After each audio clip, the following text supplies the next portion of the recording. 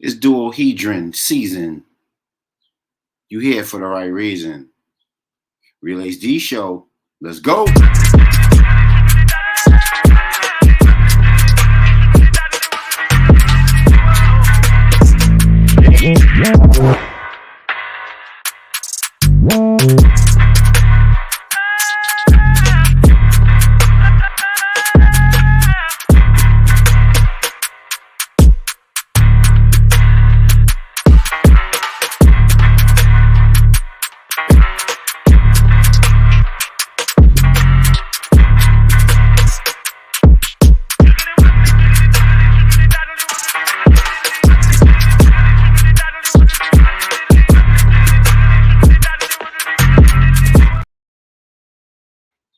Welcome to the Real HD show. We are back, don't you know? Set and ready to go to give you a higher discussion. This is the show you're going to find on these or any other airwaves where we talk about the good, the bad, the ugly of our culture. And we do it and we settle it through showing you guys freedom music. Freedom music happens 7:30 to 8 o'clock. You put the call letters in. I bring you up from backstage and we get into all that motivational, great conscious hip hop music, R&B music of this year and yesteryear, and good things to put a battery in your back, make it like that. We are the Real HD show. Like, share, and subscribe. Comment and turn on all your notifications so that every time we have the Real HD show on, you can join us and have a higher discussion. Total package energy, melanated company, all natural product, Olympic tested, people approved, waters, powders, gels, teas, vitamins, all that you would want. Please go to their website, totalpackageenergy.com, and mob their product. Tell them the Real HD show sent you. And bring 5 people to the Real HD show, courtesy of yourself or any of the Real HD Network shows, whether that be the Big House Breakdown, Simply Supreme, wow, so many. Broadcast Beats, music show. Bring 5 people courtesy of yourself and win a 4-day, 3-night vacation to a destination of your choice. Support us in our Cash App, $, The Real HD Show, The Real HD Show. We need your help toward our sync license goals so we can play all the music you love and enjoy, motivate, create, illustrate with that. And we are here tonight for this. Knowledge yourself for summer dummies. That's right. Schools are out, but school is always in session here at the Real HD Show. I am your host, Vic. I appreciate you rocking with me. I appreciate you tapping in. We got a packed show for you this evening. We got a lot of jewels to drop, a lot of things to get to. So as we do that, please, please, please join us at StreamYard.com, F5PBZHYXFY. I'll look at that one more time to make sure it's correct. That is StreamYard.com, F5PBZHYXFY. I think I left out the 5 initially. How you guys doing, man? I've been running around, doing a lot with family, having a yard sale. Had to take my daughter to a competition. A lot going on in the family. Helping my son with his music. A whole lot of things happening. And I'm back with you guys right here, right now on the Real HD Show. Act like you know. Please have everybody tapped into the show. Let me test and see if my audio is on. It looks like we are rocking and popping. Please join us. Please, please, please share this. Use the link on the bottom. You guys can, and also use the comments. We are blasting off to 1, 2, 3, 4, 5, 6, 7, 8, 9, 10, about 12 different social media platforms, 3 on Facebook. We are blasting off to YouTube, Twitch, Twitter, Instagram, Mob Crush, D Live, Trovo Nation. We are all over the place. We're where you want to be. We are the Real HD Show. As usual, before we get started, we have to do our segments. Ancestors and Elders Blueprint. Always popping, always on tap. Got something real riveting for you.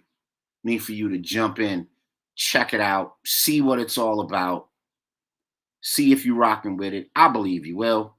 We are going to remember, because the 4th of July is coming up and everybody wants to get their barbecue on. Everybody wants to get their red, white, and blue on. What's 4th of July to a slave? We know the Frederick Douglass narrative that's always so powerful. But what we don't hear a lot is about the Ma'afa. The Ma'afa is a terrible, hideous, transcendent time that our ancestors went through. And America would not be the country that it is today. The US of A would not be what it is today if it wasn't for the Ma'afa. Good, the bad, and the ugly. Real HD Show. Check it out.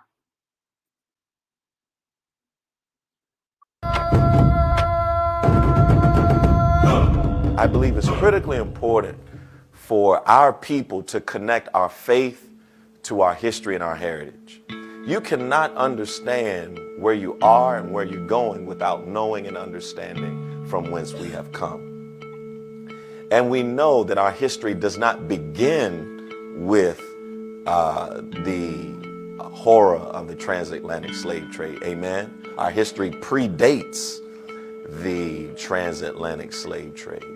But it is a critical experience for our transition here to the new world.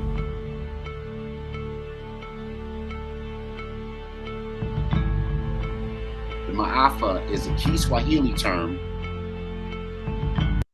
for terrible occurrence or great disaster.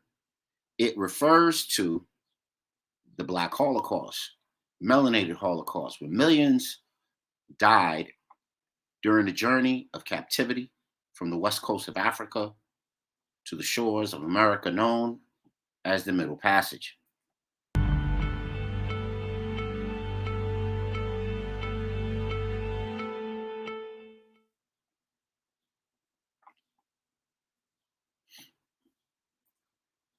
Yeah, man, we're back, and that was our recognition of the Ma'afa. And you heard the definition: terrible occurrence, horrible transition, and but we do have to recognize it. It's not all that we are; it's part of it, and there's always a duality. So in all things that occur, all parts of life, there are good and bad, ups and downs, ins and outs. This one is the Ma'afa. And what's cool about it, not cool, but what's interesting about it is that in Rochester, for several years, we used to go down to Durand Beach as a community and celebrate the ancestors. Not what happened to our ancestors, but their enduring spirit, their legacy, their ability to show up, show out, have the uprisings, have the revolts, have the presence of freedom and independence, even though they went through what they went through in that horrific period.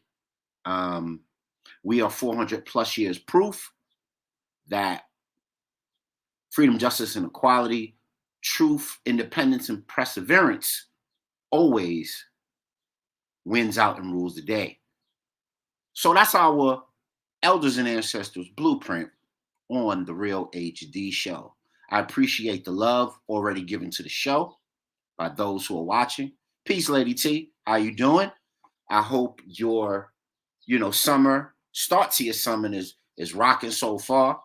Mine is super busy with the fam running around, doing everything under the sun. I wish you health, wealth, and knowledge of self. And speaking of that, that will be the title of our show. Knowledge of self for summer dummies. Because, often during the summer, we often kind of take that as a leisurely period. But what we have to remember that the people that came before us didn't have those opportunities to be leisurely. They didn't have those opportunities to be of luxury. They didn't have those opportunities of just to kick back, barbecue. Some of them were barbecued. And we have to remember that we're standing on the shoulders of sacrifice, compromise, and greatness at all times. That never should leave our enduring spirit and energy. Oh, we got a comment. Let's pop it out. Hopefully you are well and holding strong. No doubt. Yeah, absolutely. Just a lot of driving. You know what I'm saying? Just a lot of driving the fam all over the place. And if anybody is a summertime driver, because you're trying to take advantage of everything, you know, the country has to offer, or all the endeavors that you get into during the warmer months, especially if you live on the East Coast. We know that winter is a biatch, and it can come through and it could halt a lot of things. It could halt a lot of things, and it can hold up a lot of progress. Brother Mozzie is in the building. What's up, bro? How are you? Can you hear me, bro?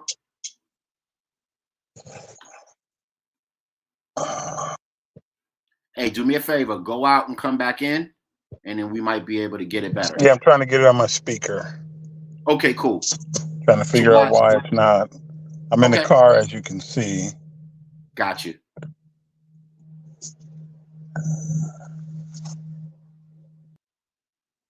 All right, so while Brother Mozzie is doing that, we will do this, and we will continue. So we were on our Ma'afa, and that's a remembrance of our ancestors and what our ancestors went through. And guess what? You don't always have to remember the horrible stuff. See, that's the trick bag. That's the undergirding and the psychology rat wheel that you don't have to be on. We did awesome things in the past, antiquity, during the antebellum and colonial period, and we're doing awesome things right now. So you could remember the ancestors that very way. You could remember Denmark Vesey that led a slave revolt. You could remember how there was a educated brother who gave Thomas Jefferson the motivational idea for the Declaration of Independence. So there are always dope things to remember, but the point of it all is to get into the Ma'afa. Peace, bro. Have you ever been in the Ma'afa that they used to do down at Durand Beach? I have not. Okay. I know Dr. Anderson and Avery Blackman and others do that every year down there, remembrance of the ancestors. So that was our I remember that. Yeah, that was. I was never fortunate enough to make it down there, though. Okay. Nah, no problem. It was always a dope occurrence. A lot of energy, a lot of serenity, you know, a lot of peace. You get to bring the kids down there. They get to put their feet in the water and become anew. It was a really dope way to start the summer and not just get totally engulfed in the whole 4th of July stuff, but to, you know, infuse some of our cultural heritage into what we do.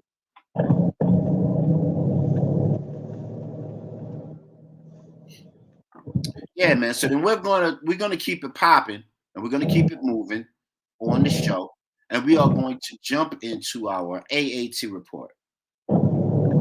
That would be our healthy, wealthy, and wiser report for a brand new you. Why? Because a couple years ago, we were robbed of a lot of our cell power. And a brother of mine, a good brother of mine that I grew up with, who was a host of the show at one point, came through and aptly named this particular section. And this is our health report. So we'll go through it real quick. And our article for today is about Ozempic. Well, just off rip, man. What do you brothers think of Ozempic?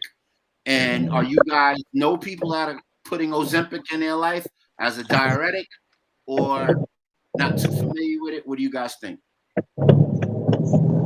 I heard of it, but I'm not knowledgeable on it.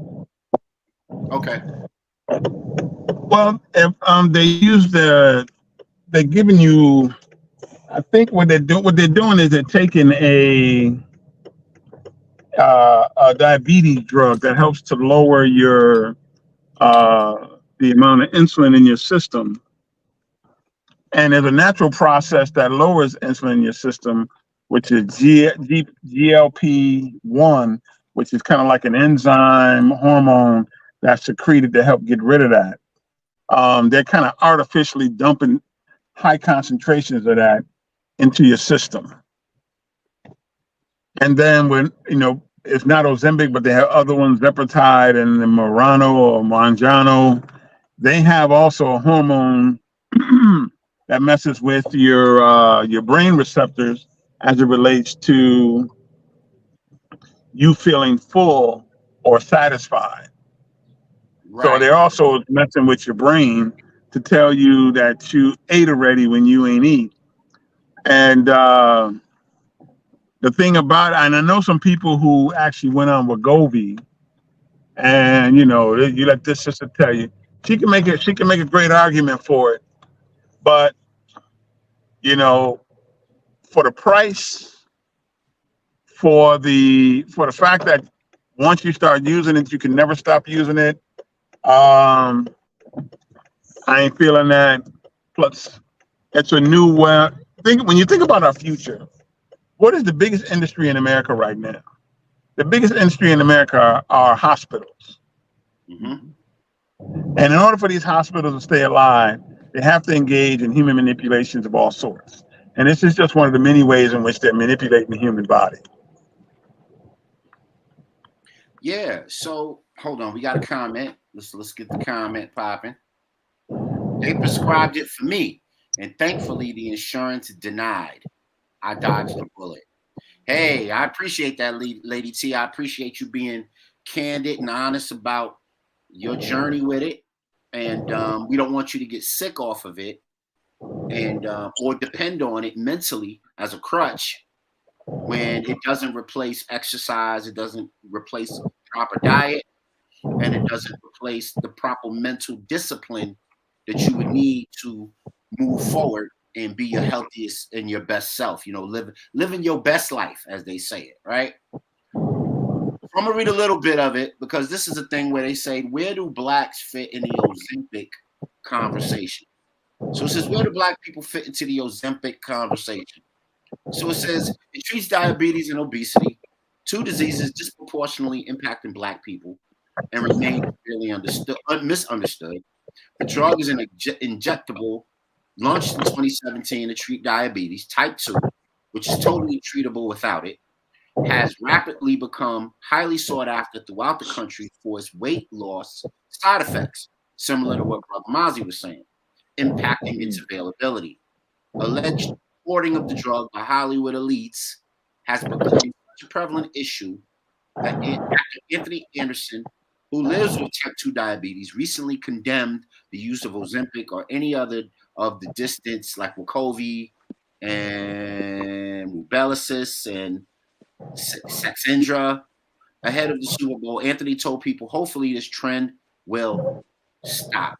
So I don't know if you guys have seen that internet commercial where they talk about, hey, you can get in shape and do what the Hollywood actors do to get in shape before a movie. And they'll show like, what's the guy's name that plays Captain America? Oh, Christopher Evans. Christopher Evans, and they'll show him getting in shape. And then they'll show the guy who plays Thor, and they'll show him getting in this super pump shape. And then they'll show these military dudes with their abs, and everybody's like, yeah.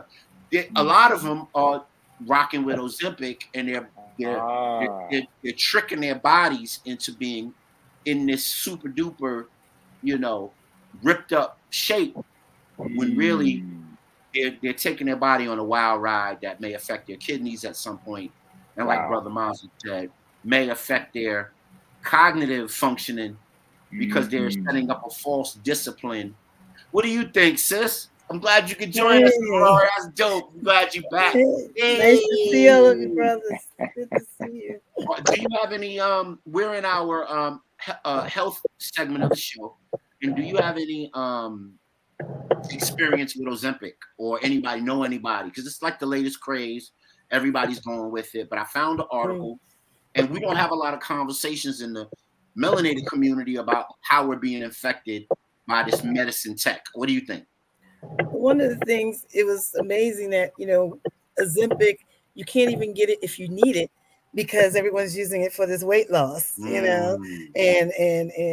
a lot of it was that, I mean, really, I even was using Ozempic for my diabetes. It goes up, and to bring and so when I wasn't using it, and I'm like, okay, my AC1 is not going, it's going the opposite direction, that it should.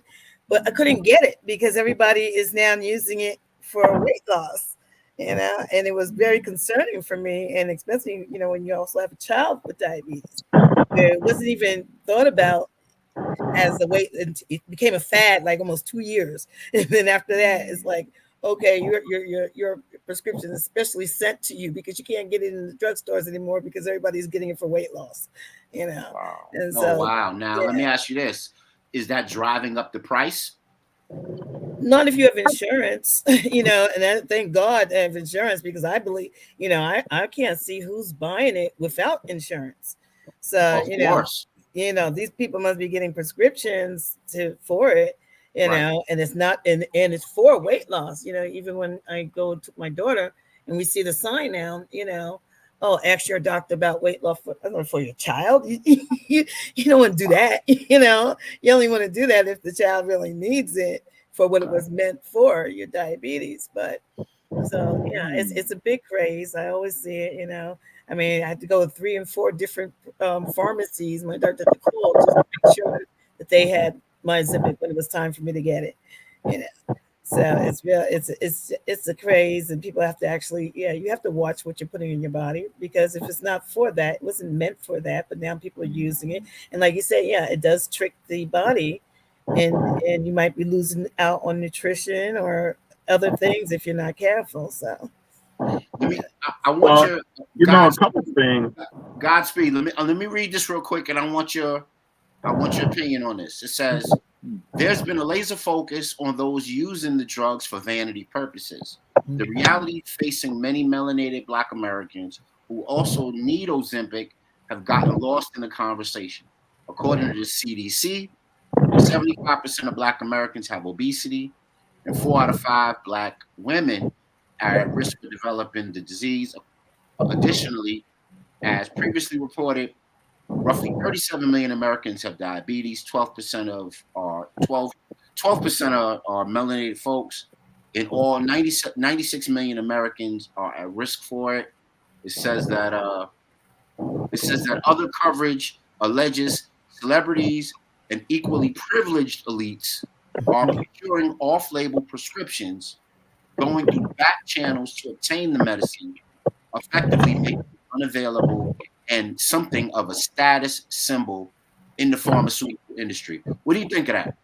I mean, I think that's exactly true. I mean, people are getting it, without, they have commercials now that you can get it without going through your doctor. You can order and it'll come directly to your home. I'm like, wait a minute, It was a need. We finally get somewhere where it's a need, because before that, you literally were sticking yourself. I had to stick myself to the point where my fingers didn't even bleed anymore, and that was just years of doing it. So when it came out, that would decrease you having to stick yourself and everything else. And now you can't even get it when you're supposed to have it, because you see everyone having these, and they're making commercials, vanity commercials, for weight loss. And, you see thin people talking about, I'm on Ozempic, like you don't need to be, you don't need to be. So it's really, it will come, it almost came to a crisis, especially after coming out of the pandemic, and everyone thought that, okay, I wasn't moving as much, so now I'm fat, so now I need a quick fix. And you could not, as a diabetic, get an Ozempic. It was very difficult to get it at all the pharmacies and things. That's crazy. So, yeah, it's crazy. And yes, great. Privileged people can definitely get it without having, to sit there and go through the channels of, you're under doctor's care, you're being watched, you're being monitored, your blood sugar levels and things, because we have a very difficult time in the Black community of stroking out. You know, diabetic. I mean, 3 friends that I knew died of diabetes. How do you die from diabetes? You know, diabetes. You know, all and they're doing it, and so you finally had something that really was showing that you can help yourself, monitor yourself, and now you can't even get it because it's vanity. That's crazy. You know, That's crazy. That's Let crazy. me okay, we got a comment. Let's see. Mhm. James Peters says, oh yeah, come on in. Let me give you the let me put the call letters on the bottom again. Sorry, I had to block somebody. If I'm blocking you, pardon me. So it's StreamYard F5PBCHYXFY. So you plug it in your address bar up top. I'll get you backstage. Yeah, I'm gonna send him the link. I'll bring you on up. Oh yeah, absolutely. I'm gonna send him that link. Yeah, please. Yeah, All right, send it to cool. his phone. Oh, you know, okay. I keep forgetting who that is. That's her next little friend. Yeah, I keep forgetting. I keep forgetting. You know, folks are using their superhero alias on this. Yeah, it's my brother. Yeah, they're using cape and cowl as it is. Hey, so, Brother Mozzie, it's good to see you up there. Ozempic, man. The lobby, it's becoming one of the biggest lobbies in government. Oh my gosh. And they're trying to make it a mainstay in Medicare now to have people get involved with this thing, regardless of the side effects, regardless of the scarcity or the booming popularity. What's your thoughts on that, man? We got Medicaid lobbyists involved. So now you know it's going to get super duper attention. And people are going to, it's going to get that emergency vote situation happening. And people are throwing big money in the ring. Your thoughts? Well, remember too that most insurance companies, you can tell by what insurance companies, what some of their investments are in, because those who invest in it will support it and will allow you to get it because they get the spinoffs and the dividends from the revenue that's being generated.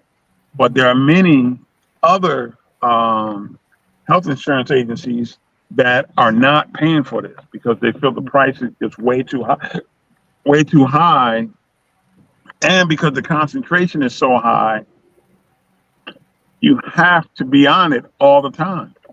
If you don't, you rebound, and then you end up putting on even more weight. And here's another thing that how it changes your quality of life. When you lose weight, when you're on that, you also lose muscle.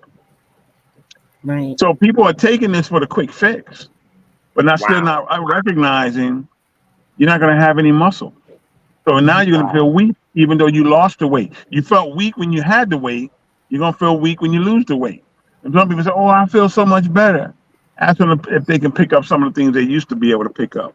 But more importantly, they need to, once again, with all this stuff, there is no quick fix, man. Right. I think if it was a quick fix for all of this, I think we'd all be on one and we all be running around here happy as can be. We'll have our book out, and we'll be on all the talk circuits talking about how we did it. And the reality is it don't go down like that, man. And people better wake up and recognize that, as I was always told, what was that story about a good thing?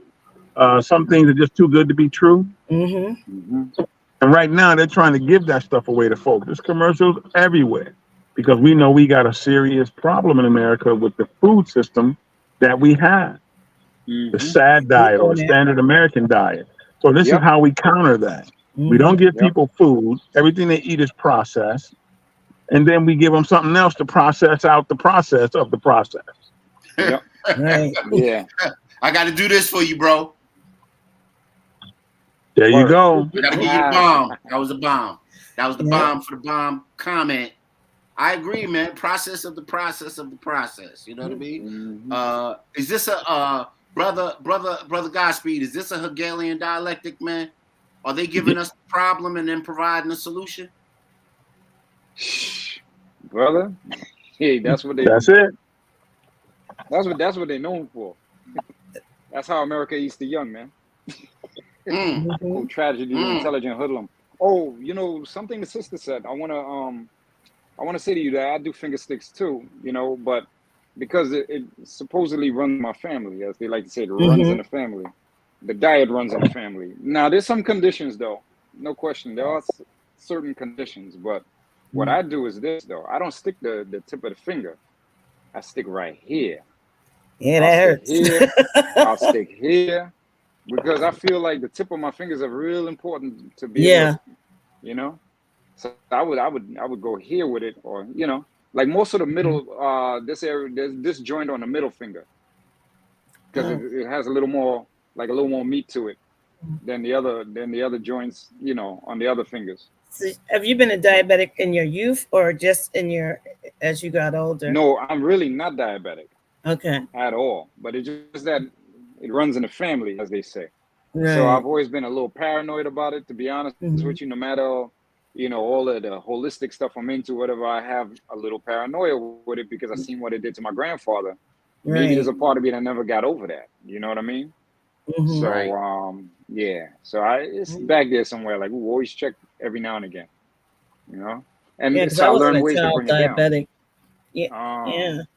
It really comes on, mhm. with diabetes, and you're right because they say it runs in the family. Well, it ran in my family, but I was always saying, "Oh well, I'm not going to get it. My eating is Right, right. This is right. This is right." right. And then after trauma, I've only been diabetic since 2015, and it was Wow, only after trauma, yeah, that I wow, became diabetic.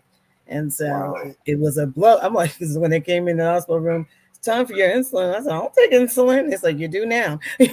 So Oh, Wow. wow. yeah, Wow. so it wasn't, so I was really, and me, I'm one that'll read everything on it. And I Mm-hmm. knew my mother took care of hers through diet, and very few pills. And but then I have an older brother who's lost appendages because of diabetes.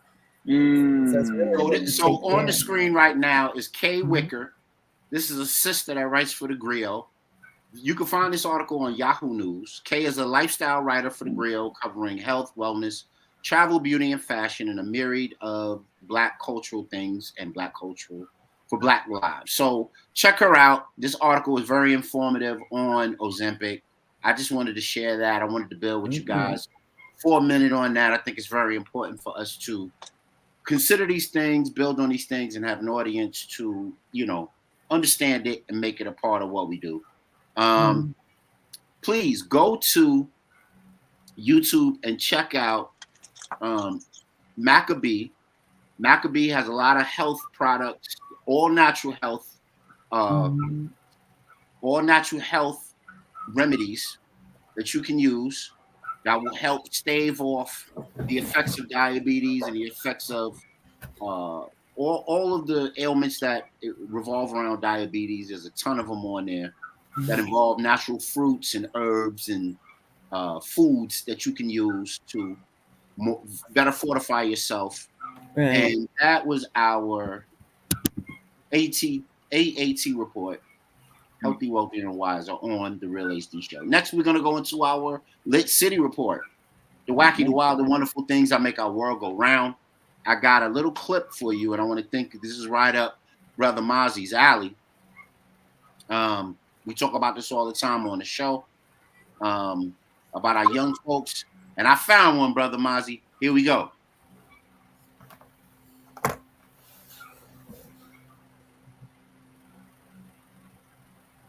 TV. And I'm amazed right now. I'm amazed. When I was young, I liked to read books, but that was after probably 8, 9 years old, something like that. But here is this kid named Jared, 4 years old, from St. Louis, Missouri, has just been honored for having read 1,000 books. That's And I'm wonderful. thinking like, man, this is amazing. This little man, 4 years old. I mean, do kids start reading? Kids don't usually start reading that early, right? So let's go back. Okay, this guy learned how to read at 4. or maybe before 4, because Before how long 4, it does it take to seems. read 1,000 books? I mean, I don't know what type of books they are, but I'm like, this is just mind-boggling that a 4-year-old kid can read 1,000 books. Amazing. Keep going, Jared. Keep filling your head with that knowledge, man, and That's I hope the right. best for you. All right. That's remarkable. That's wonderful. That was the young brother Jared from St. Louis. You know, we often talk about a lot of contentious, crazy topics on the show. And we do the Lit City Report to highlight the wacky, the wild, the wonderful things that make our world go round. And I think everybody that's on here right now can agree that that's one of them. You guys' thoughts on Jared from St. Louis reading 1,000 books at the tender age of 4? What's your thoughts? I That's would remarkable. say interesting. Yeah, very interesting. I Yeah. mean, listen, I'm gonna tell y'all something, man. I was never good at when people have those little joke books and they'll pick a joke out of the book and it's like a riddle or something, and it'd be the thing you should know right off the rip, but I was never good at that stuff. That's one of them. No disrespect.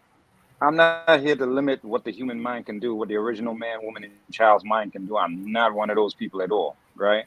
But the same token, I would have to see something a little more concrete as far as proof for me to lean on that.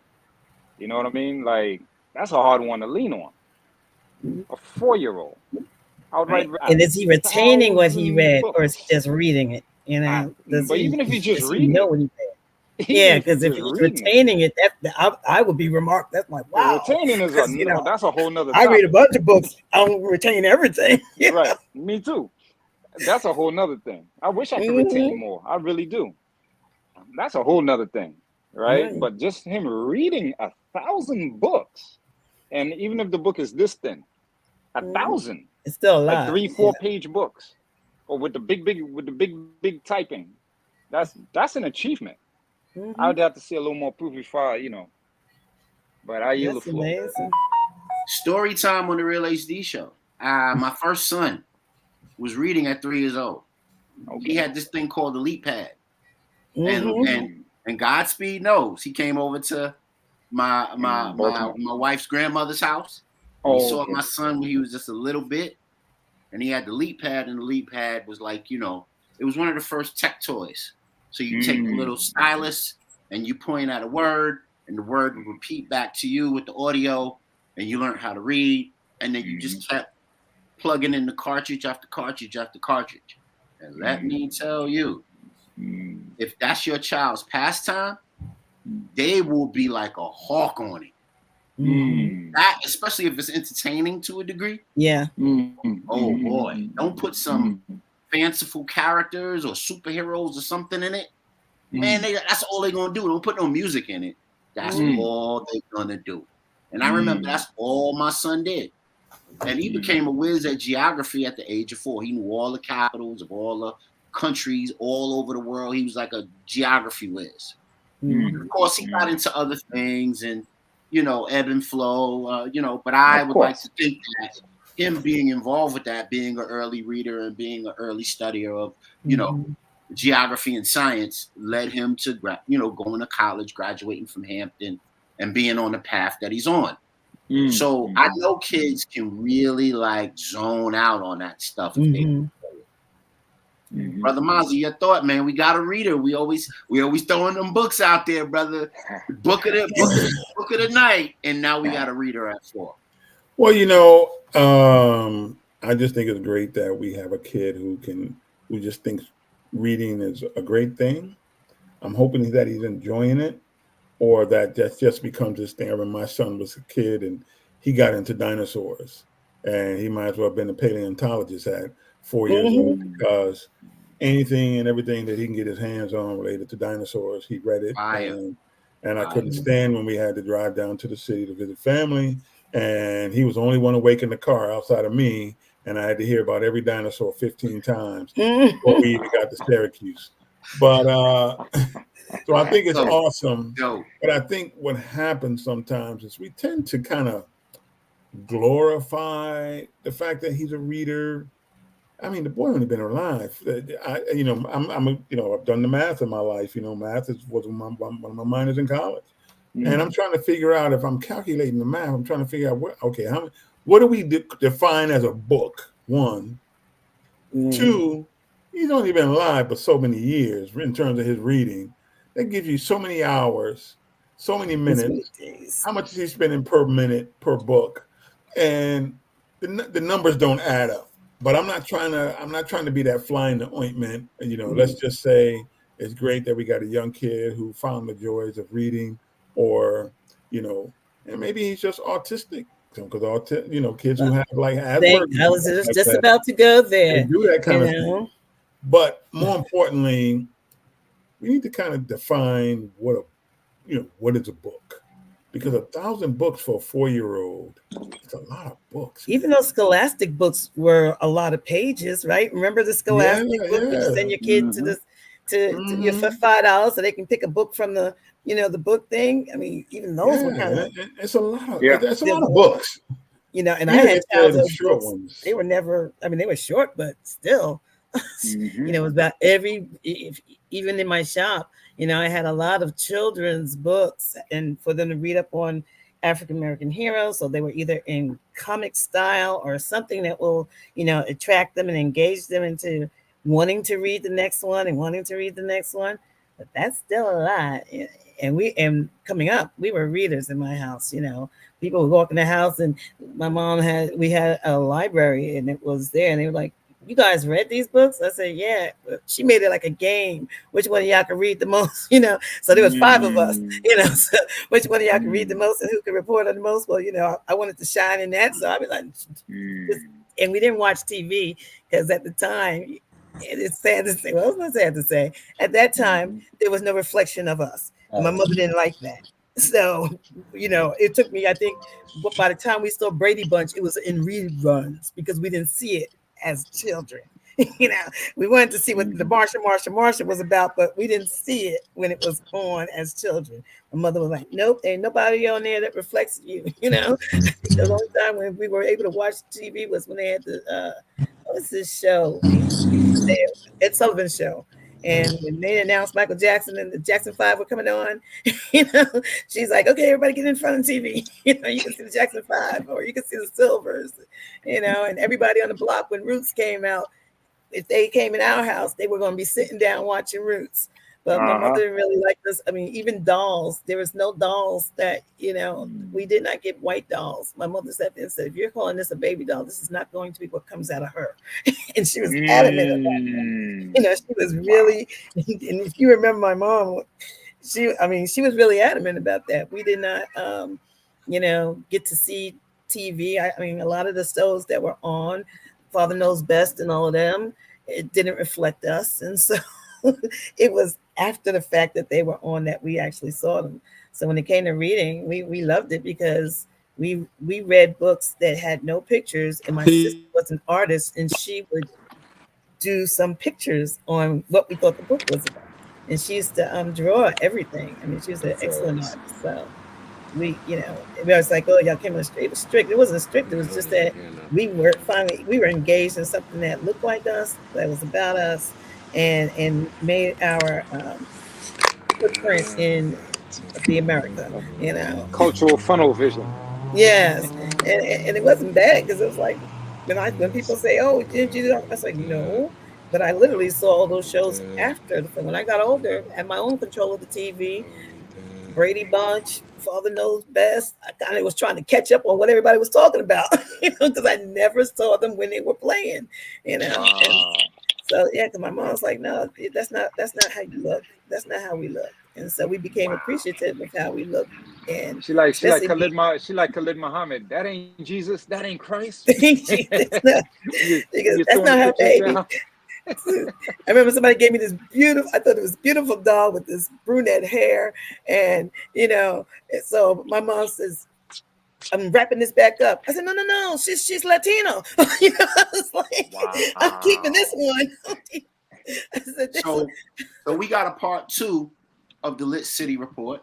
The wacky, the wild, the wonderful things that make our world go round. And we're going to learn about a sister who was a revolutionary or did something really interesting, and we're gonna talk about her journey.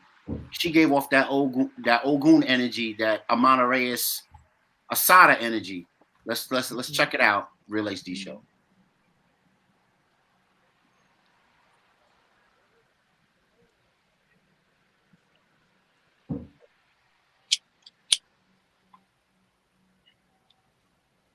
And not many people even know who she was.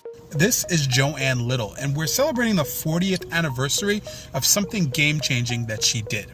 See, Joanne was in prison, and while she was locked up, something weird happened. One of the guards in jail started making inappropriate advances towards her.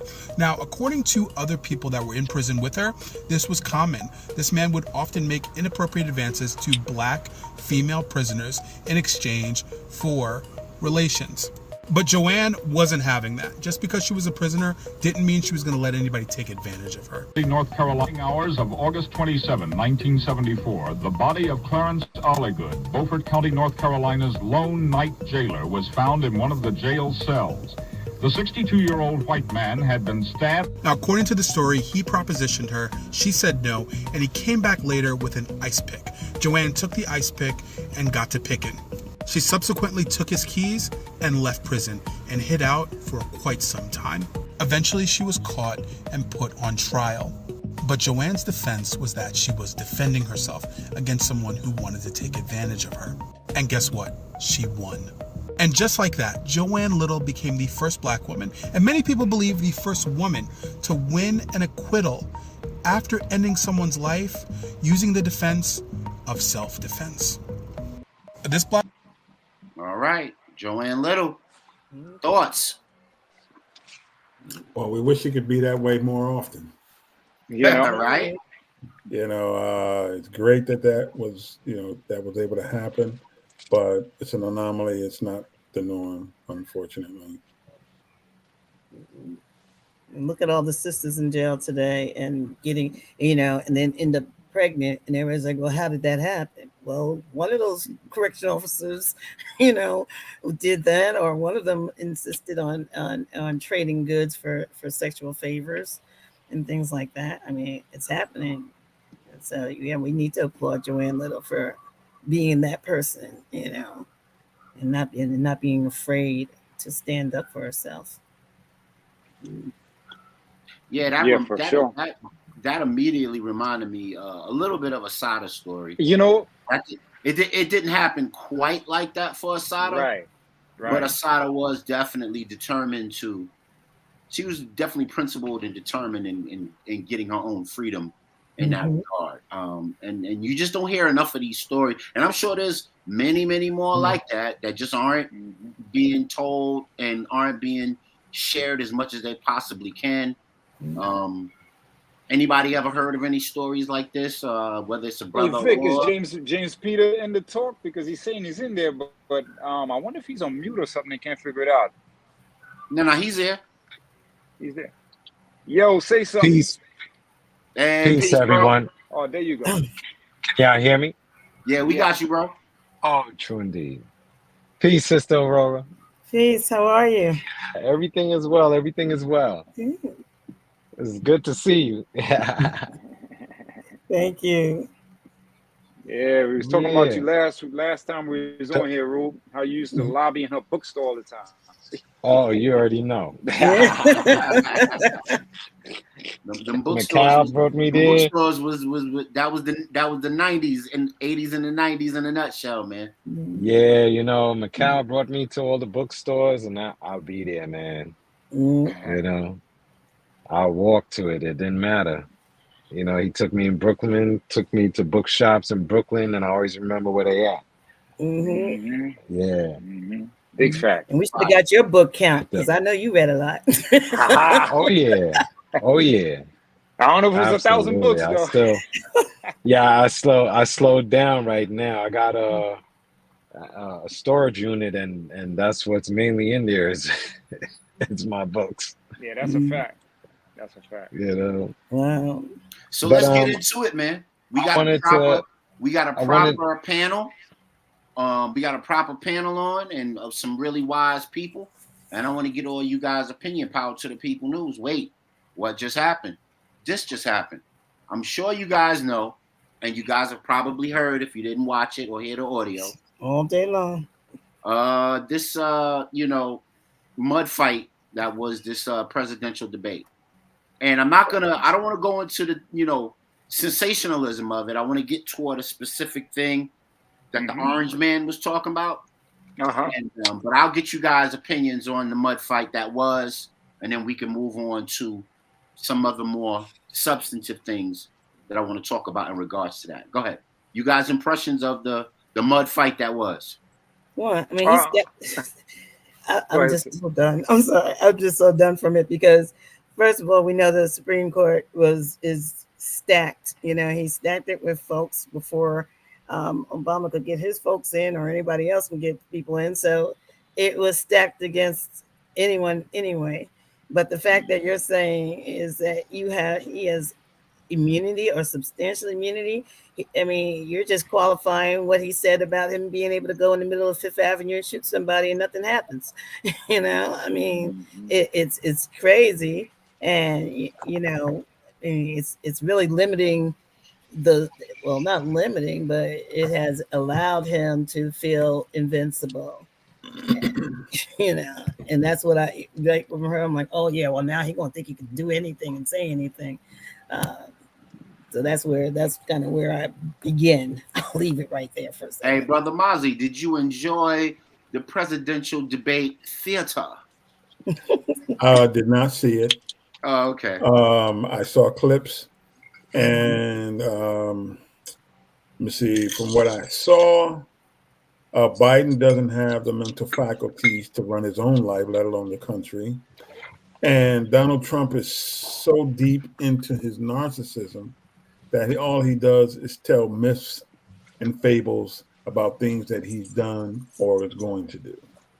So it was from that little bit that I saw and the clips that I saw, I wouldn't even call it a debate. I would call it a expose of how we need to, an expose of how far this country has fallen. There you go. Fall. There you go. And I think as Black folks, we need to wake up, because there's a crucial issue that I think that we as people are going to have to address. And that is, who are we and where do we stand? We are no longer the choice minority. And the immigrants that they've allowed to come into this country have replaced us. And they have the same racist ideology towards us that others have. What does that mean for us? We know for a fact that we ride the Democratic train. And on that Democratic train are the ones who are letting aboard all these immigrants. Now, what's interesting is Republicans are fighting against this, especially a lot of the blue bloods in particular, and the Billy Joe Jim Bobs of the world. So do we align ourselves with them to maintain our status or some sort of status in this country? Or is it just they're going to take over and all hell breaks loose on Black folks? Hey, brother Rue, let us know, man. Did you have on your 3D glasses for the show? Man. Or did you take them off and say, hey, I can see the same movie without these 3D glasses? What am I looking at? What is this? Man, I'm bad because I didn't even turn on the TV, bro. Nah, you ain't bad. You ain't missing. You ain't bad. You ain't miss a thing. So I'll say this, right? There's a lot that could be said on this subject. So participating as a citizen, there's a perspective, and then you have those citizens who are citizens on paper, but not citizens in their mind. Let's just say in the mind, right? And what I mean by that is this: me personally, it's always been a funny style system, because I'll say this, right? In school, I was taught this. I'm gonna ask y'all each a question. Each one of y'all give me an answer. There's no wrong answer because we learn from both perspectives, right? In school, who was taught when they was teaching you about the government? Who's the government? What is the government? Just give me your definition, whatever comes to your mind. You don't even have to think too deep. You mean those branches that they told us about?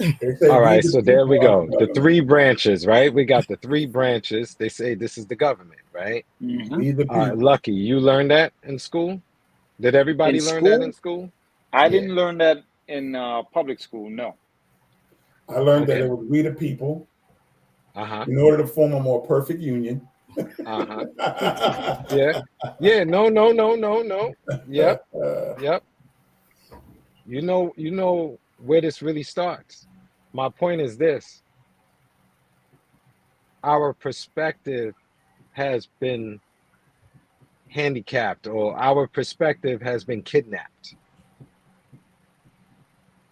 And say now more. Wait. Say more. Go. All right. So we the government. I like that. The people is actually the government. Our employees work in the 3 branches, plus Congress, the House, the House of Representatives. They're all our employees. When we vote them in, we employing them. It's our blood, sweat, and tears that's paying them. Yep.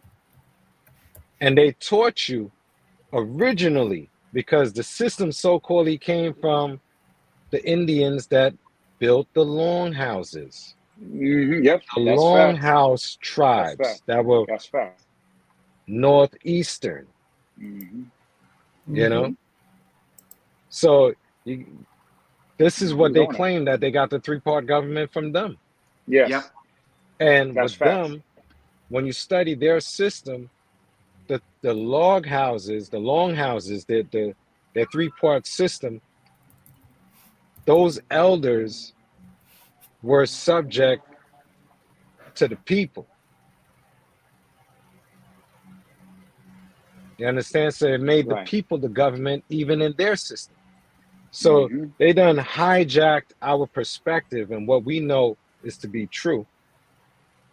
And now we playing their game by entertaining them.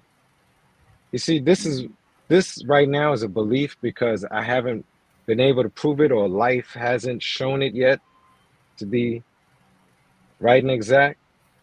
But I think if we totally stop messing with these people, meaning even if we live in here, we're not funding anything that links back to them. I mean, ultimately, maybe one group of families will be paid because technically, we still going into supermarkets to buy food or whatever. But the things that we buy, the clothes that we wear, everything, anything, we should research this stuff to find out these owners that own these businesses, are they linked? Because all our presidents are linked. That's a royal family. You see, they did away with the king and the queen, but the crown still exists. It still exists because this is an extension of the crown. This was the baby. What we living in right now is the baby of the crown. That's why you got New York. Old York is in Europe. You see what I'm saying? This is what they do. These deceivers, Let me jump in real quick, bro. You mentioned that they got the 3 parts government from the natives, and you're absolutely right. And it was such a Patrick Payne wrote about this in his chronicles, and he said we borrowed so much, not we, but the people who created the country, borrowed so much from them that it was fashionable to dress like them. Look at David Crockett. Look at the native shills that he's wearing.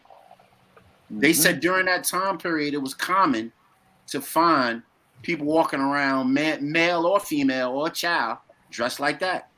Right. That's not a European custom. Nope.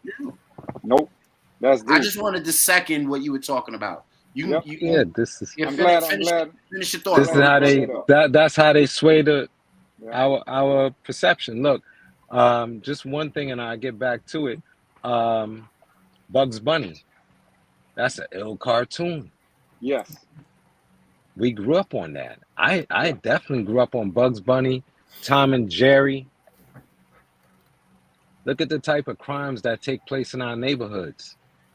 It don't remind you of Tom and Jerry? Oh yeah.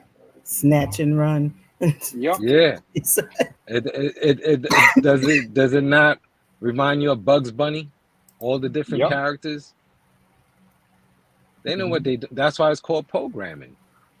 And the minute you stop tuning out and you choose what you tune into, you start to realize, like, this fiction, this civilization, that's all it is. It's fiction. It's not reality. It's reality altered, manipulated, and we create buildings, houses. We create pyramids, this, that, the other, the third. You know what I mean? We use what is here to entertain ourselves. You know, because you know that's how life would be lived.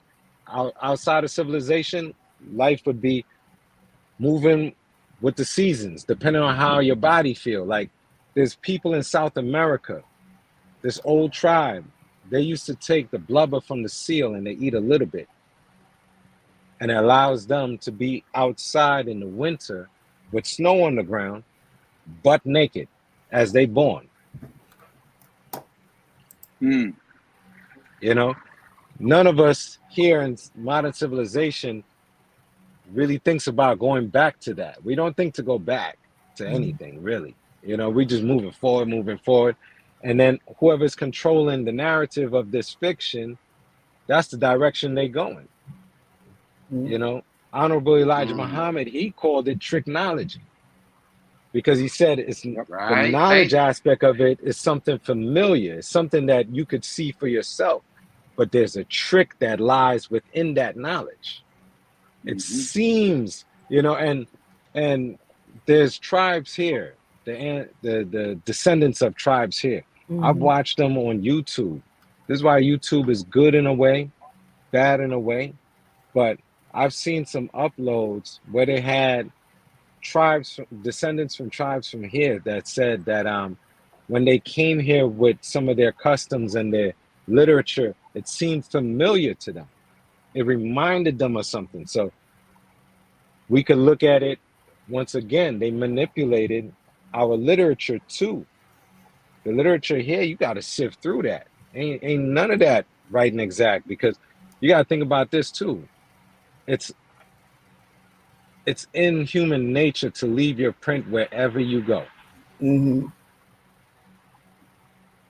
move, you don't see it, but as they say, you leave carbon everywhere you move.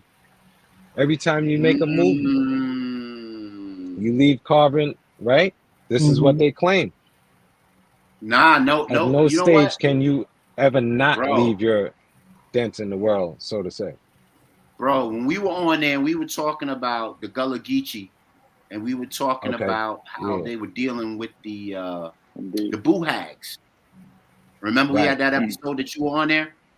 And we were talking about how that was like, you know, of course we recognize it as a tricknology, but also part of what Brother Dick Gregory was getting at was that very mention that you just said. Hydrocarbon, melanin being left behind. Correct. And then being recognized in later years that as it infects the environment and so on and so forth energetically. But that's for another rabbit hole. Brother Mozzie, just simply go ahead, brother. Yep. Yeah, Brother Mozzie. Brother Rude said a lot of things, man. Anything hitting a frequency with you, bro? Yeah, but we can go on and on. This was dealing with the initial question, which was what we thought about the Tweedledee and Tweedledum, who did a so-called presidential / political debate, in which, once again, you got one who's a narcissist on steroids, and the other one who needs steroids just to even get out the bed. So we need to, and once again, we talked about this in the past. There's an excellent opportunity for a third party candidate to make waves. We forgot how to use that grassroots, though, because I agree with you. I mean, all we're getting, right now, all America is being offered is these two people, which is really unheard of because it used to be a bigger check. So now, what is the battle here? Well, I mean, to what they say, to the victor goes the spoils. Okay, so you're looking at some of your life liberties being dispatched. You're looking at some of your, pursuit of happiness. It's not happening because things have to go back to the olden days, and they are the only ones that say the good old days. We don't say that, they weren't good old days back then. So a lot of it is, look, this is all we're getting offered. So any third or fourth party that comes into it, those votes are going to really take away from the only thing that we're being offered here.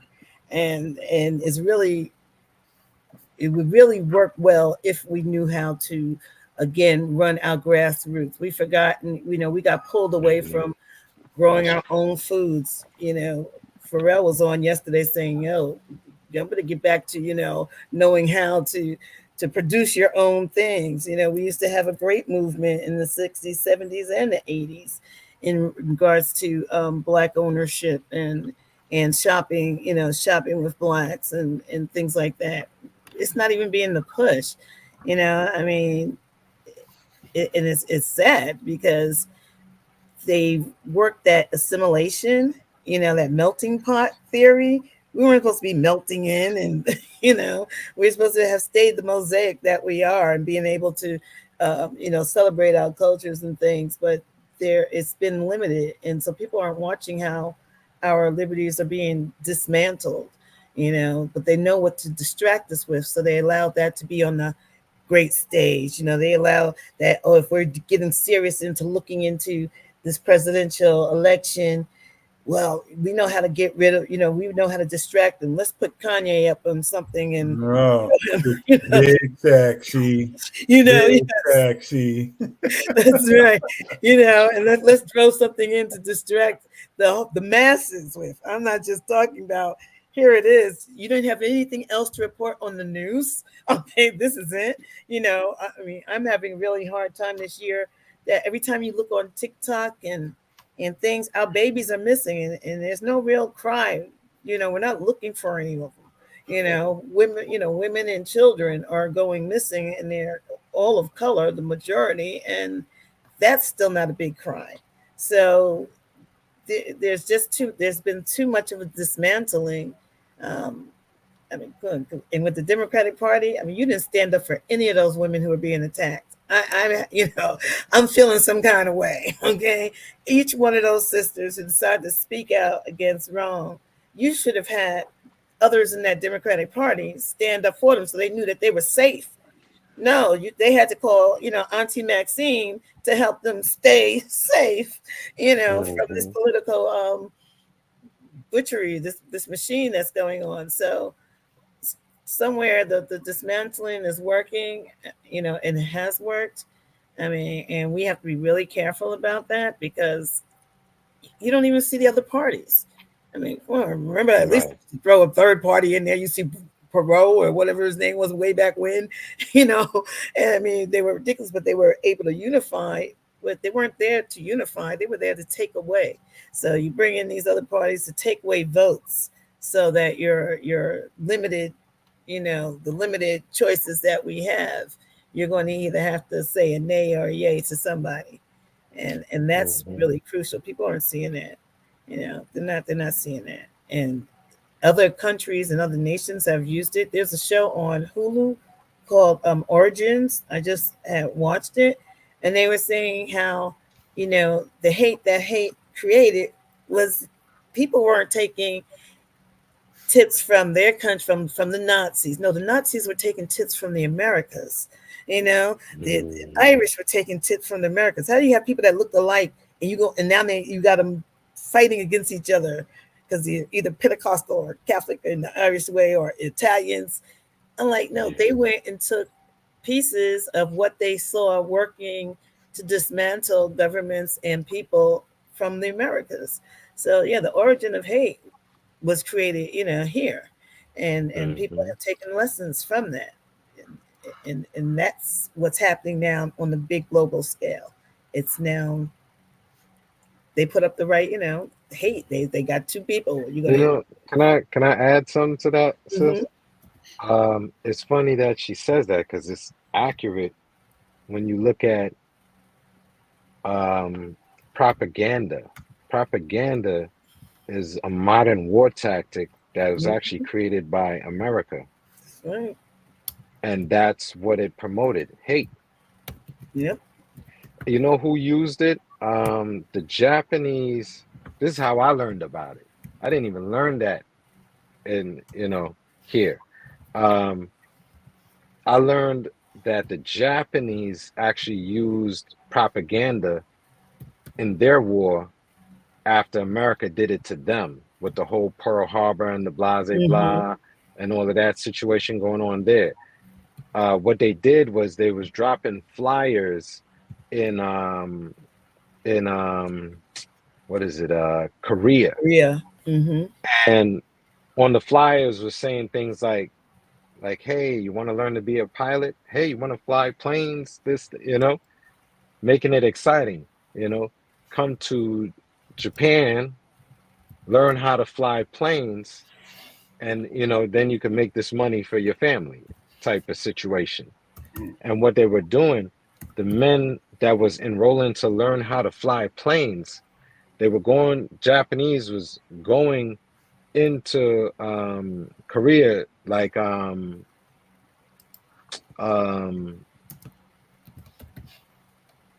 taking their families and stuff like this, you know what I mean?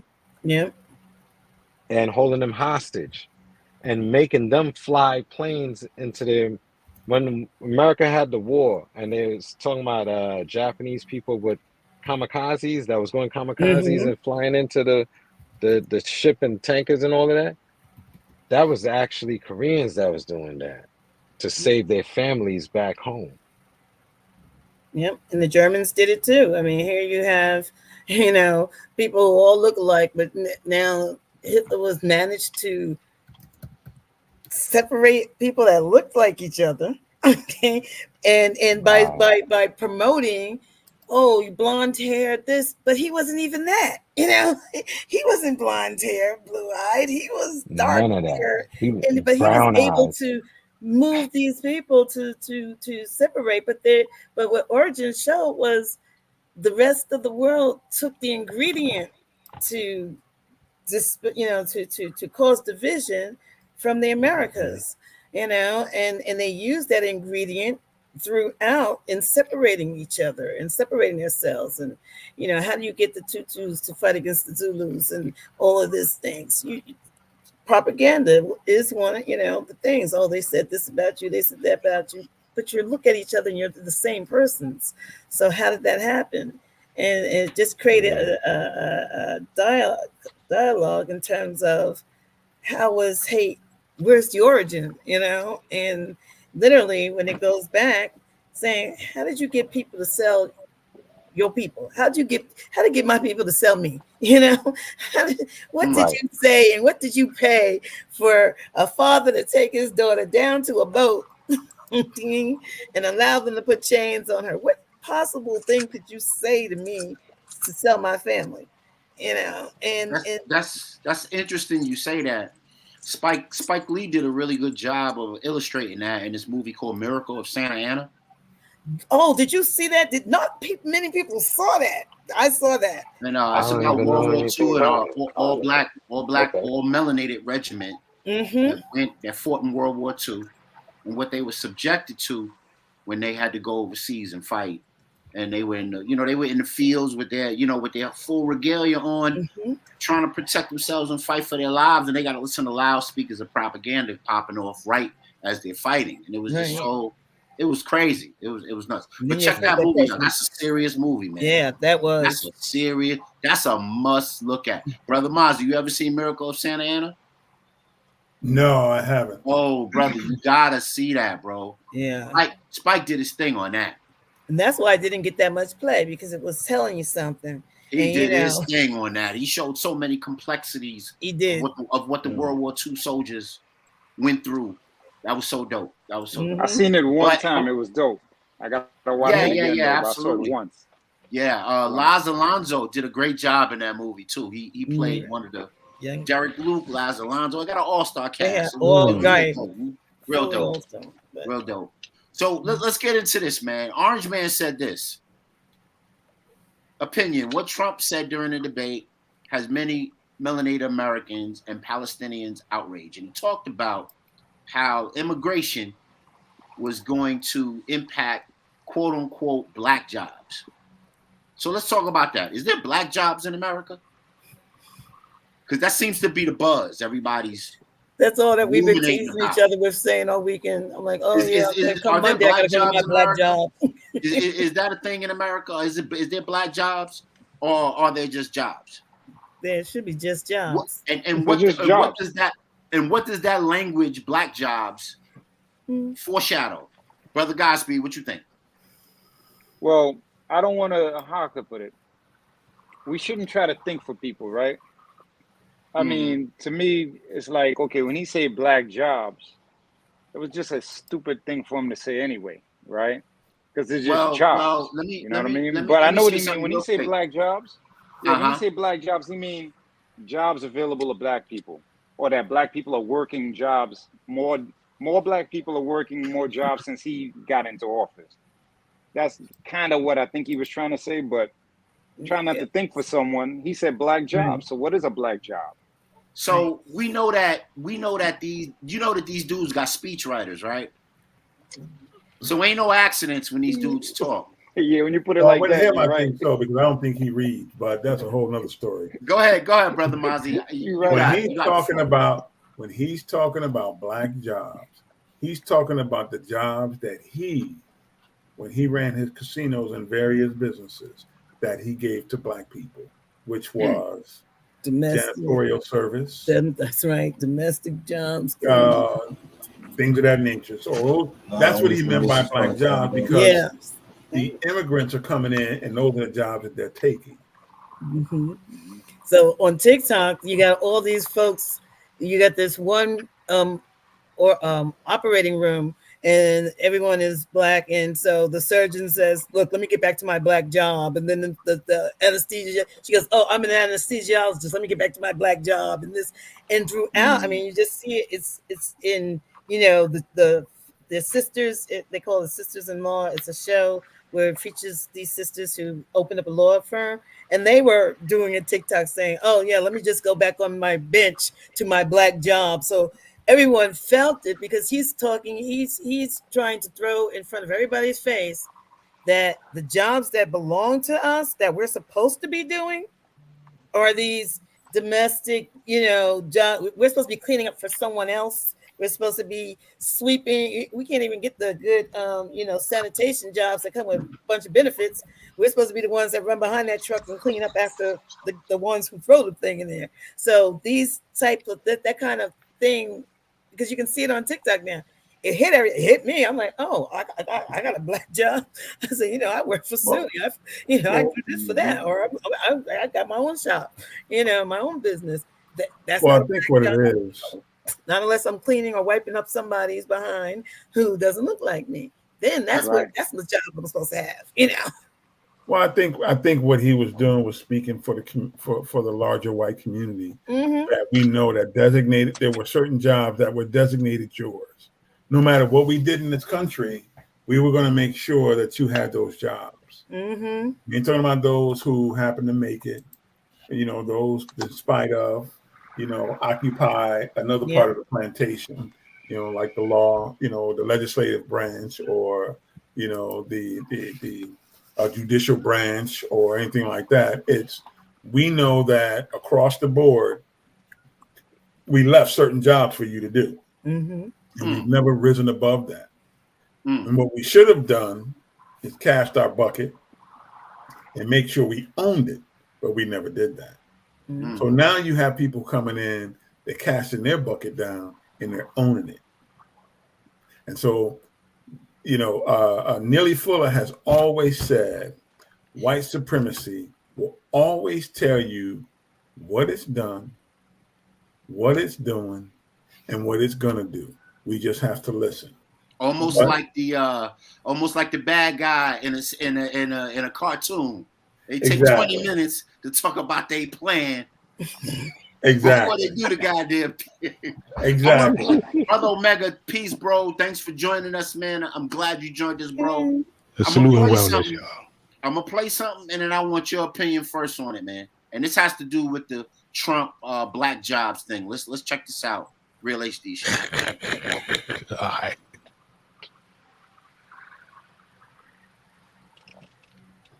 Right now, behave yourself. Help your brother out. All right, there you go. I gotta talk to the technology sometime, but don't behave yourself. The tech whisperer. Well, while you're doing that, let me just say something that's even more indicating the proposition that there must be, and always has been, a lower class for the upper classes to rest upon. The term derives from a mudsill, the lowest threshold that supports the foundation for a building. The theory was first used by South Carolina Senator, Governor James Henry Hammond, a wealthy Southern plantation owner, in a Senate speech on March 4, 1858, to justify what he saw as the willingness of the lower classes and the duty of non-whites to perform menial work which enabled the higher classes to move civilization forward. Efforts to reduce class or racial inequality, under this theory, inevitably run counter to civilization itself. Many saw the argument as a weak justification for exploitation, and a flimsy example of creating your own science to reference as proof. An obvious flaw lies in that there are no indications as to which class or race rightfully belongs to the mudsill other than the presupposed regional groups that were already in place at the bottom, thus causing a circular argument. It was directly used to advocate slavery in the rhetoric of others pre-Civil War Democrats, that were struggling to maintain their grip on the Southern economy. They saw the abolition of slavery as a threat to their powerful new Southern market that revolved almost entirely around the plantation system, which was furthered by the use of primarily African slaves, but also utilized destitute whites. These and other colloquialisms were used as rhetoric in what has been dubbed the Marxism of the master class, which fought for the rights of the propertied elite against what were perceived as threats from the abolitionists, lower classes and non-whites to gain higher standards of living. So I think you guys get it. That was James Hammond. So just like the Willie Lynch letter, whether you believe that was accurate or not, and this is another. This actually happened. This dude went before a congressional body and talked about the mudsill, and the mudsill was a permanent undergirding of American policy and American business by lower classes. Brother Omega, what'd you think of the mudsill in terms of a Back to the Future thing with Trump talking about black jobs? What do you think? It's more of the same, of course. You know, they stay on cold. And, of course, as heavyweight consumers that we are today, we always figure that the white ice is colder. You know, so to pair that with, you know, what is granting is, yeah, you're going to want to come into this function of economic upliftment in a way, but we're going to package it where their products are better, their attraction and marketing is more efficient, and we'll always be on the end user side of the game. And you know, you listen to, like you mentioned, Nellie Fuller, you listen to Dr. Amos Wilson, you listen to Dr. Henry Clark. Everybody was speaking self-reliance, getting our own resources together, creating everything from toilet paper to the toilet. And because we still covered these outside entities and materials, we become a subservient people, up to the fact right now where you have the buffer class coming in. So it makes it easier. The avenue has been open to say something like black jobs. Like you define the people for what they do rather than who they are. You know what I'm saying? And for FBA and ADOS to stop the negative narratives amongst each other and come together for one branch. That's a level of solidarity that we really must make it a code and a conduct. Not so much a damn slogan. I'm tired of slogans, yo. Right. Yes, sir. So, Brother Mozzie, what do you think of black jobs as it pertains to the mudsill theory that James Hammond was talking about? It's part of capitalism. We have to understand that first when we talk about the economic systems, but it's the way in which they structured their society. They said that we're going to be the masters and you are going to be our subservients. And unfortunately, we ended up falling at the bottom of that because early on, as they were trying to grow things, it was easier to grab people who don't look like them. I'm not saying that they sat there and said, oh, it's easier to just get some black people because they look different than us. But the reality is they did do that because they couldn't do their own people, because if they start to rebel, and some of them may clean up and dress up nice, they can blend right in. So how do you distinguish between those who are going to be a subservient group and those who are not? But capitalism says you got to have a permanent underclass or it ain't capitalism. And so somehow we don't seem to understand that, or have not been taught that, or whatever, because they keep throwing this nonsense at us and we keep just falling for the old okie doke every time. So, brother, now, like Sister Aurora was saying, you got people now doing TikTok videos saying, because I'm part of the legislative class, or the, let me go and get back to my black job, or I'm a attorney now, I'm part of the judicial class, so let me go ahead and get back to my black job. It's like, man, listen, the system allows you to get where you got to go as long as you stay a fragmented people that does not pose any type of threat to the system whatsoever.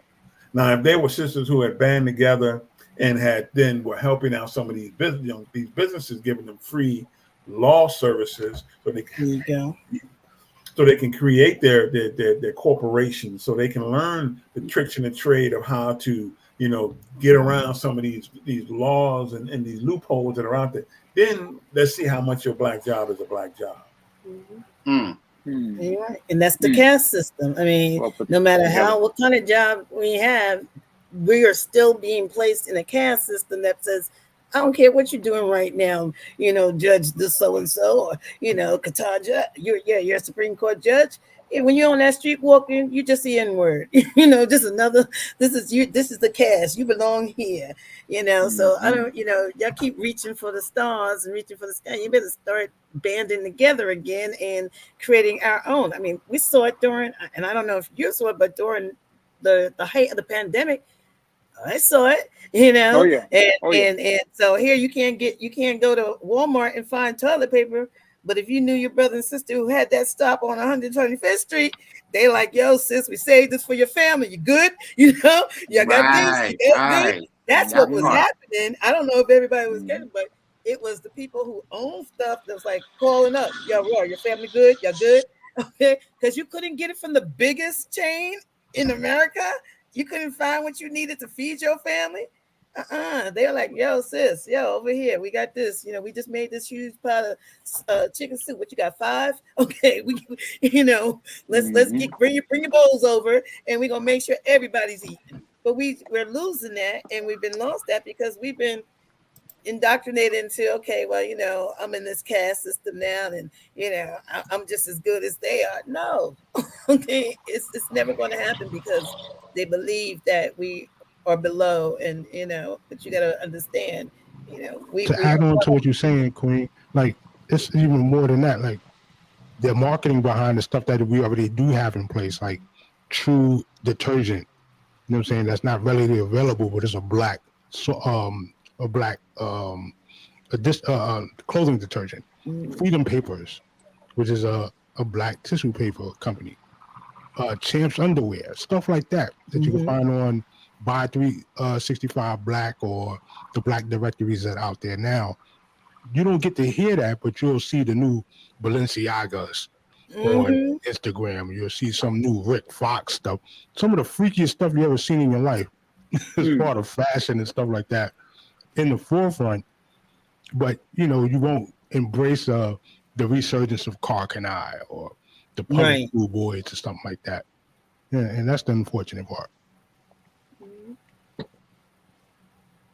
So, Brother Godspeed, what do you think about the mudsill theory coupled with the Woodrow Wilson and the general making that debt, I guess, compact that they made in the to make Americans permanent debtors within the country?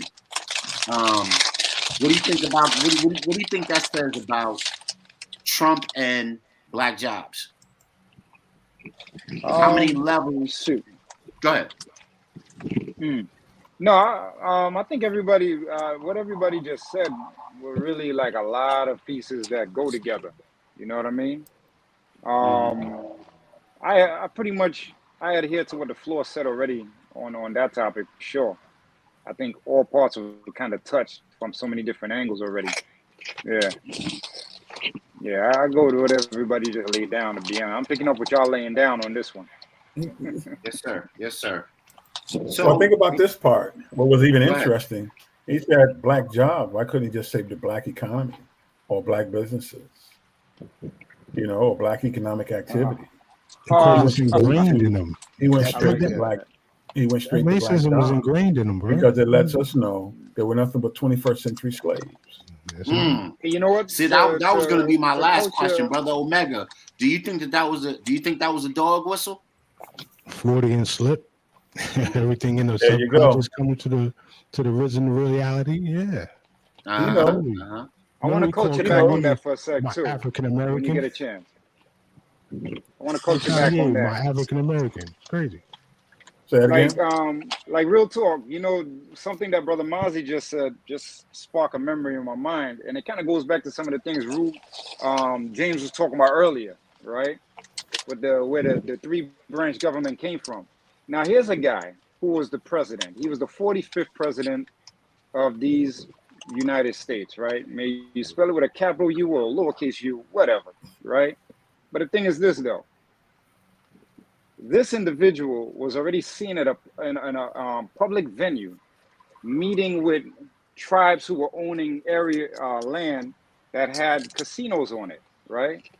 So the story is that when he met this tribe, and this was like, I think around 2014, this is before I believe he was president or what have you, right? He met the tribe, he met the chief and the chiefess and everybody royal, right? So when he approached him, he goes like this. He said, wait a minute. He said, are you Indian? They looked at him and they were like, yeah, we are indigenous. Because all of them look like you all. And they own these casinos. And he scratched his head and he could not figure it out. You know what I'm saying? And it kind of goes to what he's saying about black jobs from that angle, his view of people. Because he's thinking so like social studies, that everybody that got our phenotype had to come here on a slave ship. Their ancestors had to be here on a slave ship. They couldn't be here before that. They couldn't be here with the three branch government that I put in the chat. And Elactago, which is for legislative, Anami, which is for hold on. And Elactago legislative, Anami executive, Munasi judicial. Right? You can't believe that this three branch government was here even before the Englishmen came over here with their 13 colonies that became 13 states and grew into something like what we have now. But it was just interesting because these were government how could I say government framing that was set up by the Lenabe people, you know, or the Nanticook people, right? Some people like to say the Nanticook Moors, but these people, the older names to these tribes is Lenabe. You know what I mean? So it's just interesting that, people are surprised that, not us here, but people in general are surprised when he says something like that. You know, I mean, for us, we having conversations about the difference between colorable law and color. Is there a difference? Would you have a color? Would you be named a color if there wasn't colorable law? Which means something that's not real, but the people in power are making it real with army and force. You know what I'm saying? The reason that we're called blacks today is because there's an army behind those people calling us blacks. You know what I mean? That supports their agenda with ammunition. You know what I'm saying? And now it's on cruise control. They don't even need to do that anymore. We've become, as a people, we've become what they've named us. We're no longer going by our tribal background and names anymore. Forget nationality. What about the thing that was there before this word nationality became a thing here? Tribe. You know what I'm saying? I mean, yeah, of course I adhere to being, part of the diaspora and everything. Of course, I'll always acknowledge that this place that we call the motherland is a real thing. That is a real situation. You know what I mean? And we all have our own ideas and philosophies, and some are considered to be facts on that as well, that our people was here all this time.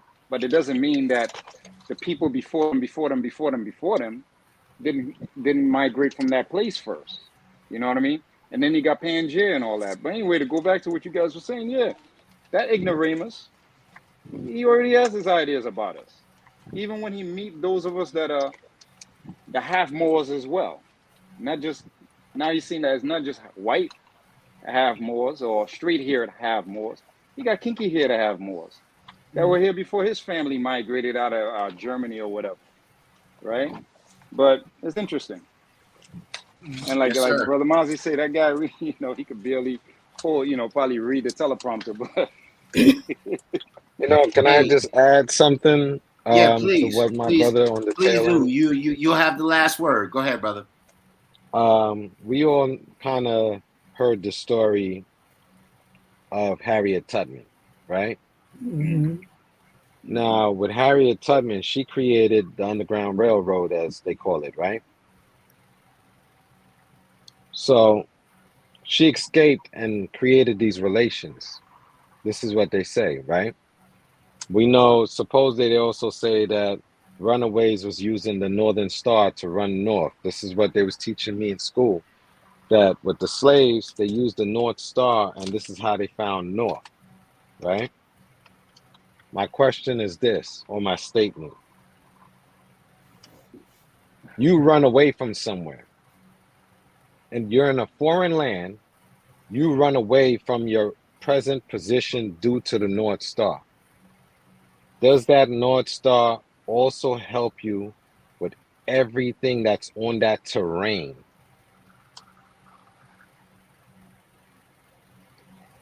Have y'all ever thought about that? That's interesting right there. You see what I'm getting at? Yeah. Meaning that Harriet Tubman is originally from here. Her descendancy is not of her modern descendancy, early descendancy. The people she grew up around couldn't have been from Africa. Couldn't have been. Because I've been in a country where I don't speak the language at all. Don't know anyone. And had to move around. You understand? You go through different terrains. How did she know, or anybody who ran away to the so-called North, as they claim, right? Because there was slavery here. That's why Hempstead, Roosevelt, Freeport. Freeports is where they brought in slaves. They docked slaves there because they didn't have to pay the tax at the Freeport. Anywhere in America there's a Freeport, that's a slave dock. That's absolute. They brought in other things, but slaves definitely came through there. That's history. And they named territories.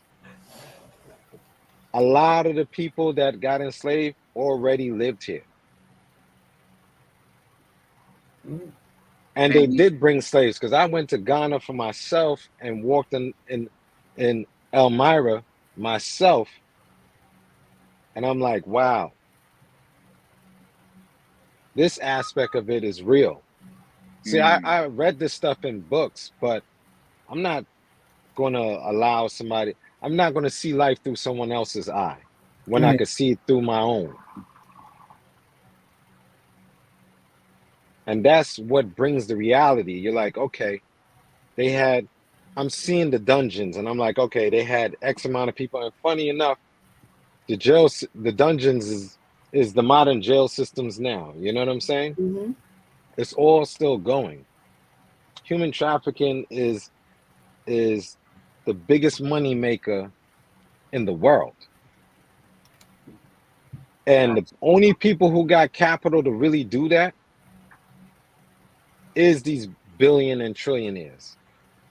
The millionaires are lackeys.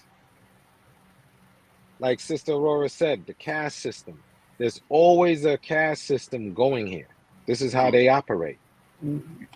They don't operate communally. I get people off the North Shore all the time, and I question them all kind of questions. One of the things is, one day I pick up this guy, you could tell he definitely close to $1 billion, if not $1 billion. His property, you could see the quality of stuff there, right? He comes out, he gets in the car, we driving. Woman from his neighborhood that saw me earlier, and she ran past me. I'm sitting in the car waiting for him to come out, and she gave me the craziest look for no reason. And I'm in there watching a comedy, laughing, and she gave me the craziest look. Like, this mug don't belong here. You know, it's that look. So I even laughed at that. She run down the block, she coming back up. The guy comes out, gets in the car. We start driving. So I said, I want to ask you something. He's like, what's up? I said, over here in your community is very nice. I see all the animals that I know Long Island is supposed to have. I see all of them out here. Chipmunks, you name it. And they just chilling. Deers, everything. I was like, yeah, the shrubbery, beautiful. That lady who was walking past, I said, you know her? He said, yeah, that's my neighbor. I said, yeah, what does she do for a living? Y'all talk? And he's like, huh? Us over here, we don't really have that much time in the day. So we don't, everybody lives here, but we see each other and wave, but we don't talk to each other. I don't know what she does for a living. I said, why not? Y'all got the bulk of the money. Y'all should be getting together and coming up with some ideas to help everybody out in the middle of Long Island, because that's where all the businesses is, and that's where, you know, certain people in a bracket, that's where they live at. It's tax brackets. That's what those communities be about. So I was like, y'all got all this money, man. Y'all could get together and do greater things. Yeah. You didn't just get this capital. Yeah, because, you know, so in the North Shore, you got two types. And this is how they speak in the North Shore people, you know, when they North Shore. Because they say things like the new money. The new money and old money. That's the North Shore. I had a woman in my car today from Great Neck up in Sands Point.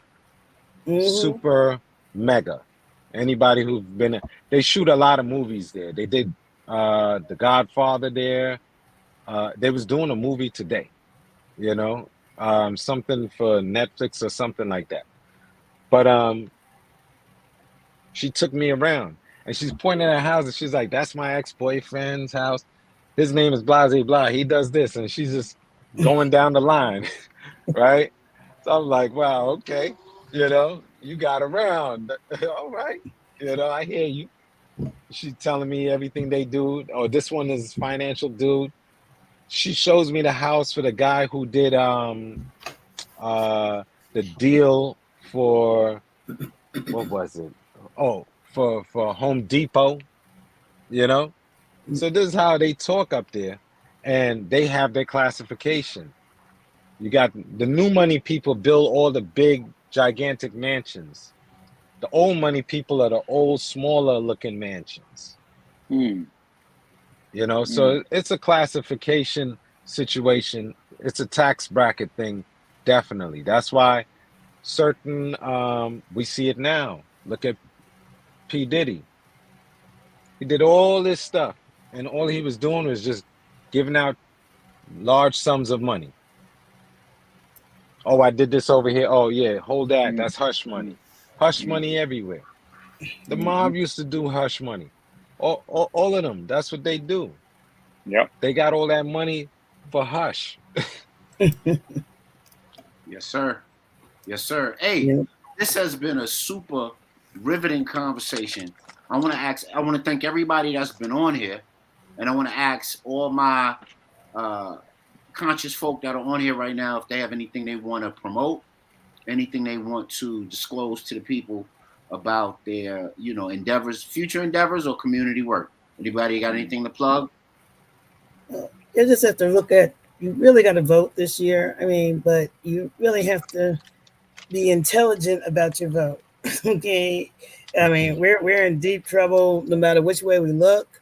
And so they used to say, I mean, what is the saying?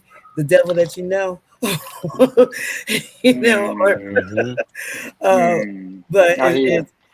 it's really that's what it's boiled down to. Yep. Yeah, I mean, and we have to really be very conscious, but in the same time, we need to be getting back to that grassroots effort, that grassroots effort that, we were able to pull off, bringing 7,000 Black people to the village of Hempstead and never had a commercial.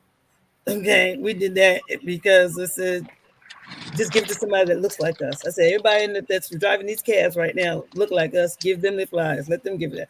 I mean, we have to get really back to that and beating that drum, because you're not going to ever fit into the new caste system. No matter, you're just a rich person, you're just a rich N-word, or you just this. Yep. You're never going to change caste. Okay, you will always be in the caste that they want to place you in. So you just got to be conscious of that. Brother Omega, any community initiatives or things that you're trying to promote or get off the ground you want to tell the people about? Well, we see how other people move, and we know what to do. We just need to do it. George C. Fraser always talks about rugged individualism. Definitely got to break out of that. Everywhere you go, and I've been dealing with realty for a while now. It's multiple people coming together, multiple incomes coming together, making one household. And unfortunately, on our side, especially the young, they don't feel there's any asset in buying a home right now. None at all. You get all of the trouble, none of the upside, except a little bit of equity that doesn't measure up to something that's going to really pay off in the long run. Right. You know what I'm saying? So back to those communal bases. For those that want to get into the social justice stuff, there's Man Up Inc. in Brooklyn.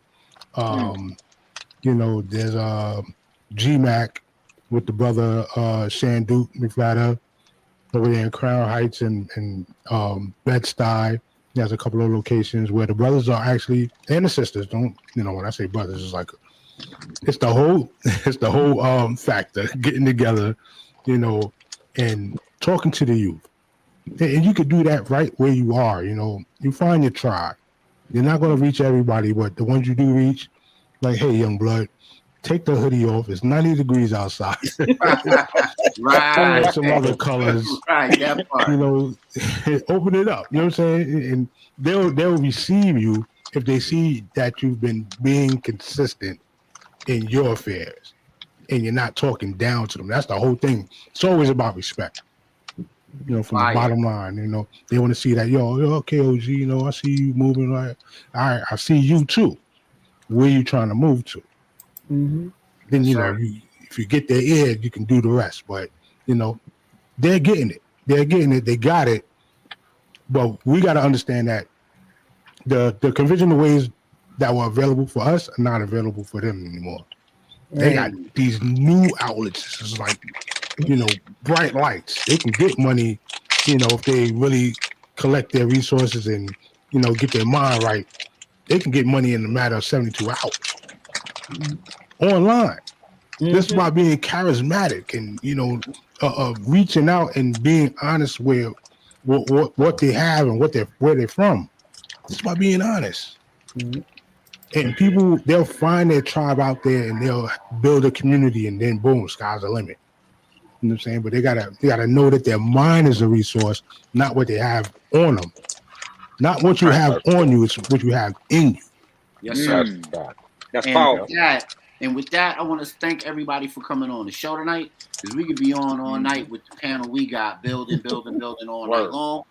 I want you guys to timestamp what you guys loved about the show, because there was a lot of nuggets dropped and a lot of things discussed. And if you would like to do that, please drop a comment, like, share, and subscribe to the show. Turn on your notifications, so every time we have a show, you guys can jump in and we can have a higher discussion.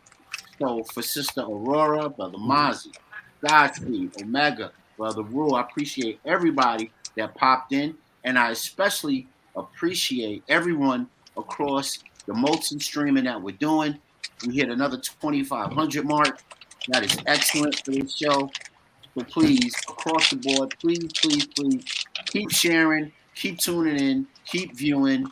Let's make this thing bigger and better. Let's hit a 10K mark next time we come on, and please share the show. Thank you. This has been the Real HD Show. Peace and walk with power. We will see y'all on Wednesday when we do part 2 of our eugenics series. We're gonna do part 2 of our eugenics series, and it's a doozy. It's a lot. So we're gonna talk about Carl Lanier. We're gonna talk about what is it? I'll give you guys a little thing. We're going to talk about the Guggenheim School of History. We're going to talk about Barnum and Bailey Circus and eugenics and zoology. We're going to talk about Sir Francis Hartline. We're going to talk about Stoddard. We're going to talk about Alexander Van Hoddle, and we're going to talk about the theories of race, biology, and gender as they originated. All right, y'all. Y'all join us on Wednesday when we get hot with it. Heavy mental. Real HD Show. Y'all have a great night. Y'all love on each other. We out. Peace. Peace. Salute. Peace.